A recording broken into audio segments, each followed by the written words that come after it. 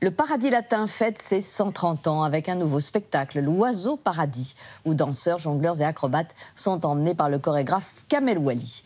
Le célèbre cabaret parisien né en 1803 à la demande de Napoléon et reconstruit tel qu'on le connaît en 1889 par Gustave Eiffel, aura été longtemps associé à un grand nom des revues, Jean-Marie Rivière. Marion Banchet revient sur l'histoire du lieu. Temple des plumes, des paillettes et du French cancan, le Paradis Latin a fait défiler les plus belles femmes du monde et un paquet de stars. Aujourd'hui, c'est le chorégraphe Kamel Ouali qui en prend les commandes avec la création d'une nouvelle revue, l'Oiseau Paradis, aujourd'hui en répétition. Une pièce qui fait référence aux moments historiques de cet emblème du cabaret à la française. Pour moi, le Paradis Latin, ça évoque Rive Gauche, ça évoque les écrivains, ça évoque la mode, ça évoque le glamour parisien. Mais ce que l'on sait moins, c'est que le Paradis Latin doit aussi sa gloire à de grandes figures comme Gustave Eiffel, Victor Hugo ou encore Napoléon.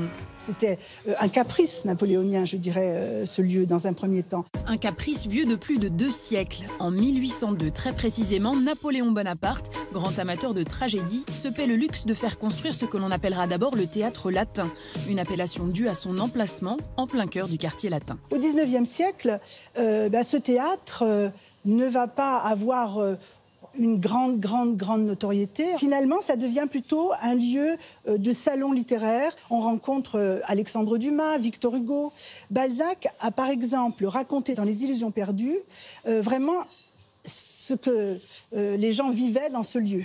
L'histoire du théâtre, elle, s'achève brutalement en 1870. Il est détruit par un tir d'obus durant la guerre franco-prussienne. Le site reste à l'abandon jusqu'à ce que le fameux Gustave Eiffel s'en mêle. L'année de l'exposition universelle en 1889, il y a 130 ans tout juste, il va donner avec son équipe au Paradis Latin la forme qu'on lui connaît aujourd'hui. Ils vont construire en même temps la Tour Eiffel et le théâtre, avec les procédés évidemment complètement innovants et étonnants des poutrelles métalliques, qui permettent effectivement de créer une architecture très ouverte, très aérienne. Cette grande nef d'Eiffel permettait des numéros aériens. C'est l'une des seules salles en France où on peut voler au-dessus de la tête des gens. Donc ça, c'est quelque chose qui m'inspire beaucoup et du coup, je l'utilise. Acrobatie, opérette, ballet, pantomime, la programmation s'adapte au goût de l'époque. L'originalité du théâtre à ce moment-là, donc que l'on va baptiser Paradis Latin, c'est qu'il a la verticalité et il renvoie aussi à ce fameux paradis qui était celui des spectateurs de petites conditions qui pouvaient accéder dans les dispositifs de scène à l'italienne au dernier étage, donc tout en haut, ce qu'on appelait aussi le poulailler, et qui était donc un espace qui était très agité.